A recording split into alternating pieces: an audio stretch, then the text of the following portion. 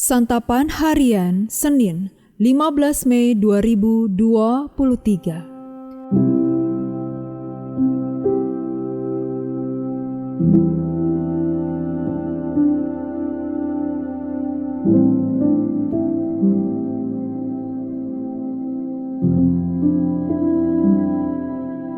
Inilah program Santapan Harian, sebuah program yang mengajak Anda menelusuri isi Alkitab, agar Anda menemukan makna firman Tuhan sesuai dengan konteksnya. Santapan Harian tertuju bagi Anda yang ingin memiliki kehidupan rohani yang segar, kuat, dan sigap. Hari ini kita akan membaca Amsal pasalnya yang ke-24, ayatnya yang ke-19 hingga ayatnya yang ke-34. Namun sebelumnya, mari kita berdoa.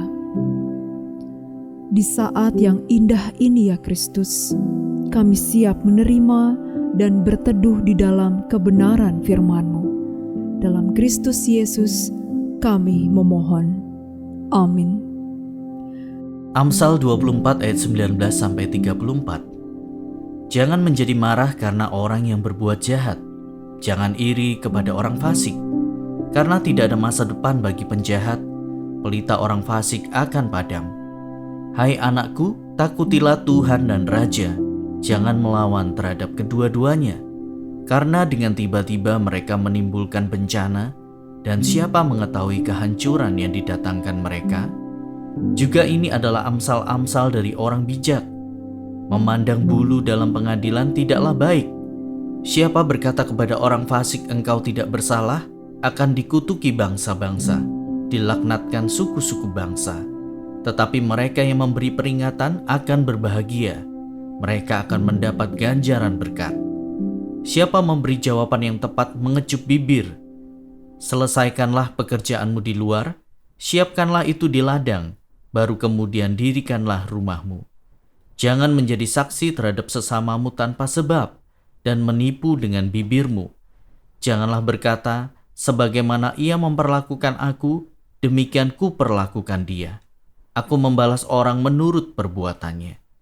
Aku melalui ladang seorang pemalas, dan kebun anggur orang yang tidak berakal budi.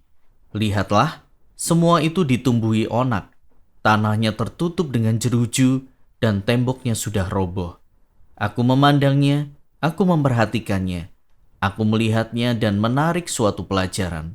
Tidur sebentar lagi, mengantuk sebentar lagi, melipat tangan sebentar lagi untuk tinggal berbaring. Maka datanglah kemiskinan seperti seorang penyerbu, dan kekurangan seperti orang yang bersenjata.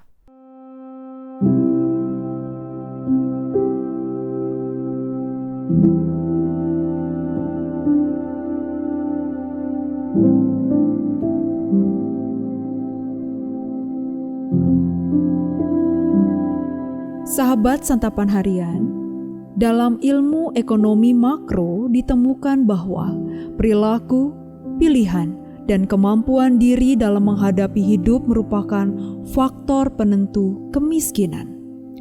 Bagi orang yang sedang berada di dalam jurang kemiskinan, diperlukan kesadaran diri dan penyandaran dari orang-orang di sekelilingnya agar ia bisa keluar dari kemiskinan. Amsal bacaan kita hari ini mengingatkan kita untuk melakukan semua upaya itu. Kita perlu belajar dari kesalahan orang lain agar kita tidak melakukan hal yang sama.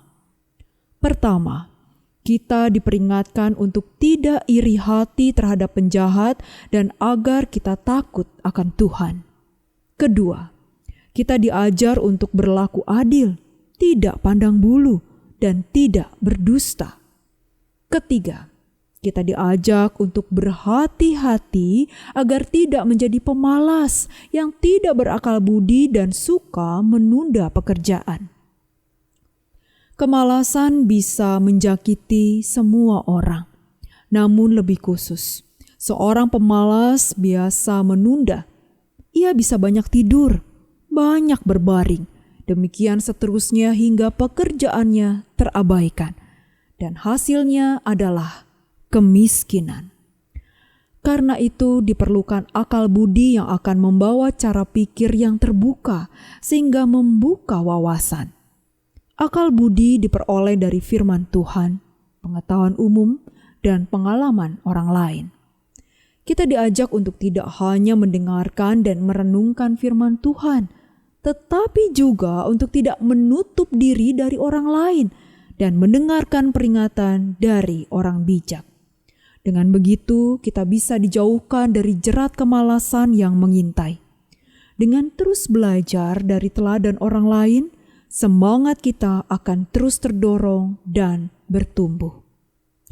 Kita bersyukur, kita diingatkan oleh Amsal agar tidak terjebak pada kemalasan. Sesekali bersantai dan berekreasi untuk penyegaran diri bukanlah masalah. Namun, jangan gunakan setiap saat untuk bersantai. Sebaliknya, perhatikanlah apa yang ada di sekeliling kita dan tariklah pelajaran dari semua itu.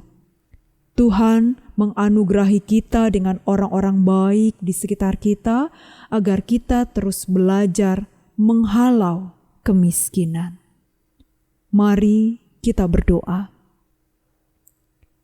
Bapa di surga, mampukanlah kami agar dapat melakukan apapun yang Engkau minta untuk kami lakukan hari ini, besar ataupun kecil. Di dalam nama-Mu Yesus, kami berdoa. Amin.